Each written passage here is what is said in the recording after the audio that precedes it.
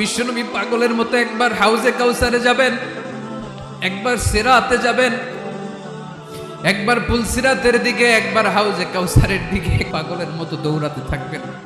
তার কোনো গুনাহগার উম্মত যাতে জাহান্নামে ঢুকে না যায়, সেদিন কেউ সুপারিশ করতে পারবে না বিশ্বনবী ছাড়া। এজন্য 5 নম্বর আল্লাহ বললেন, মান যাল্লাযী ইয়াশফাউ ইনদাহু ইল্লা বিইযনিহি। কার সাহস আছে, কার এত বড় বুকের পাটা কিয়ামতের কঠিন দিন আল্লাহর সামনে দাঁড়িয়ে সুপারিশ করবে?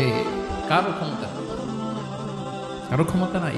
বিশ্বনবী সেদিন সিজদায় পড়ে উম্মতের জন্য কাঁদবেন, সবাই কাঁদবে, নফসি নফসি, আল্লাহ আমারে বাঁচাও, আল্লাহ আমারে বাঁচাও। বিশ্বনবী বলবেন, উম্মতি উম্মতি। বিশ্বনবী আমার জন্য কাঁদবেন, আপনার জন্য কাঁদবেন।